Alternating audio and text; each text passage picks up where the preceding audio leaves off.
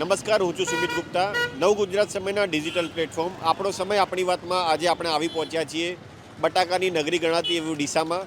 આજે આપણે જાણીશું ડીસાના પ્રજાજનો શું કહેવા માગે છે, અહીંના પક્ષ વિપક્ષના નેતાઓ પણ આ ઇલેક્શનને લઈને શું કહેવા માગે છે. આપણે જાણીશું આજે એમનો મિજાજ. This video is sponsored by Q Green, made in India, made for the world. હું નગરપાલિકાના સદસ્યો જોડે એવી અપેક્ષા રાખું છું કે એક નિષ્પક્ષ કામગીરી થાય. અત્યારે જે નવ સીટો સિલેક્શન થઈને બિનહરીફ થઈ છે એનું કારણ મને પણ ખબર નથી પડતી કે આ શું છે, ઇલેક્શન છે કે પછી સિલેક્શન છે. બરાબર, આજ સુધી તમે ડીસામાં દેખો કે ડીસાના જાહેર 4 રસ્તા દેખો, ત્યાં ગાડી હોય, લારી ગલ્લા હોય, એમની લાગણીઓ હોય ને જેના સાથે એને ક્યારેય દબાણ કે કોઈ નડતું નથી. બરાબર, જો થોડી ઊંચી અવાજ કરી તો તમારા ત્યાં કોઈ ને કોઈ કાયદેસર રીતે તમને સંડોવવામાં આવે જ. મેં મારી લાઈનમાં દુકાનો છે જે તમે દેખો, મારી લાઈનમાં આજે ફટાકડાનો આપણે મુદ્દો લીધો તો નગરપાલિકાના બધા હતા, એની અંદર શું પ્રોબ્લેમો હતા. આજે ગેસના બાટલા સિલિન્ડર રોડ ઉપર છે, ત્યાં 50 100 માણસોનો ઢગલો હોય તો ગેસના બાટલા બી કોઈ જોવાવાળો નહીં. નગરપાલિકા ક્યાં છે? એક બાઇક પડી હોય એને મેમો મળતો હોય છે, એ ડિટેન થાય છે, અને સિલિન્ડરો અને લારીના ખડકલા જામેલા કોઈને નડતા નથી. બાઈ દીકરીઓને કોઈને ચાલુ હોય તો કોઈ પ્રોબ્લેમ નથી. બસ, બીજું તો જે બોડી આવે આ ફેરેની મને અપેક્ષા છે કે ડીસાની અંદર જે આમ તળિયાના મુદ્દા છે એના ઉપર કામગીરી થવી જોઈએ. ડીસાની અંદર જે પણ પક્ષ સત્તામાં આવે તો દરેક વ્યક્તિ હંમેશા એક વિકાસની આશા લઈને આવે છે કે કોઈ પણ જાહેર જગ્યા ઉપર જે રસ્તા આવેલા છે એ રસ્તા સ્વચ્છ હોય, સુંદર હોય, સારા હોય, અને જે ગટર યોજનાઓ છે એની કોઈ સમસ્યાઓ રહે નહીં અને પબ્લિકને આવવા જવામાં કોઈ તકલીફ ના રહે. આવી તમામ સમસ્યાઓનું હલ જો સરકાર કરી શકતી હોય અને એ રીતે સ્વચ્છતા જળવાઈ જતી હોય એવા કોઈ પક્ષની જરૂર છે. એટલે ડીસાની અંદર આવો કોઈ પક્ષ આવે અને સારી એક સ્વચ્છતા જળવાઈ રહે એવું દરેક પબ્લિક ઈચ્છે છે.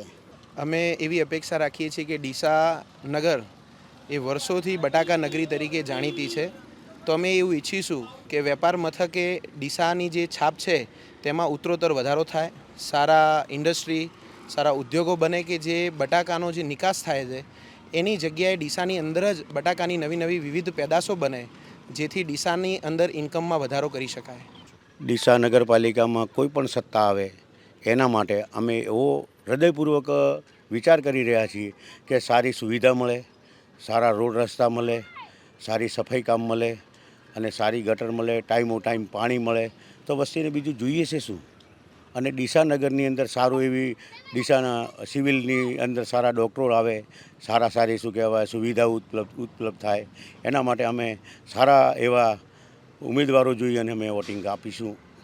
એના સિવાય અમે બીજા કોઈને વોટ આપીશું નહીં. આપણી સાથે છે મહામંત્રી બનાસકાંઠા જિલ્લા કોંગ્રેસના દીપકભાઈ પટેલ. આજે આપણે એમની પાસે જાણીશું કે ડીસામાં વિપક્ષ તરીકે આપની ભૂમિકા કઈ ટાઈપની રહી છે. વિપક્ષ તરીકે આપ ભ્રષ્ટાચાર અને નબળી કામગીરીના આક્ષેપો કરતા રહ્યા છો, પણ એનો નક્કરતાથી વિરોધ નથી કર્યો, તો એનું શું કારણ ને આપ શું કહેવા માગો છો એના વિશે?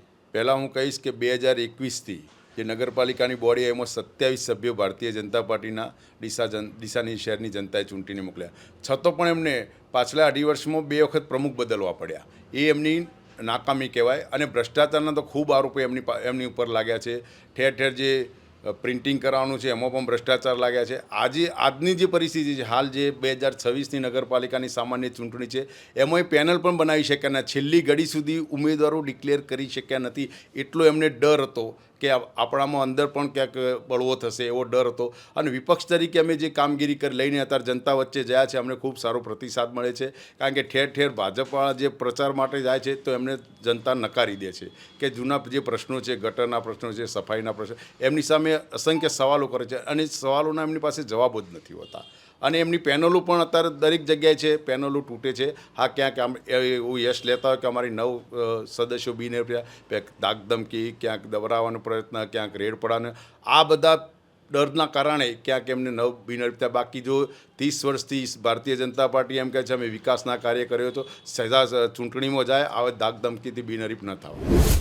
વર્ષાબેન, મારે આપની પાસે જાણવું છે કે વિપક્ષ આપના ઉપર ભ્રષ્ટાચારના કે નબળી કામગીરીના આરોપો લગાવે છે, તો તેના વિશે આપનું શું કહેવું છે?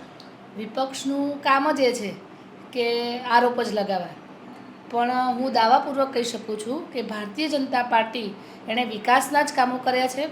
નગરપાલિકા એ ભાજપ શાસિત નગરપાલિકા હતી, તો જે કંઈ કામ કરવાના હોય, રોડ હોય, રસ્તા હોય, પાણી હોય, ગટરની સમસ્યા હોય કે ડોર ટુ ડોર કચરા કલેક્શન હોય, એ બધા જ કામો જે કંઈ નગરપાલિકામાં આવતા હોય એ બધા જ કામો નગરપાલિકાએ કર્યા છે.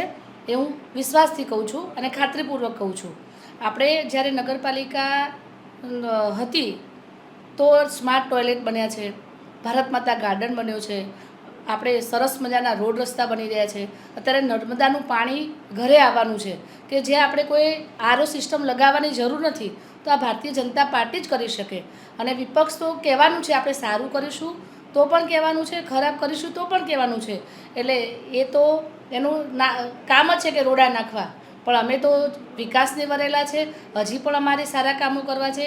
મને કહેતા ગર્વ થાય છે કે ડીસાની અંદર એકવાર ઇતિહાસ સર્જાયો છે કે આ વખતે અમે 9 બિનહરીફ ઉમેદવારો થઈ ગયા છે. તો એ એક બતાવે છે કે ભારતીય જનતા પાર્ટી પર લોકોને કેટલો વિશ્વાસ છે.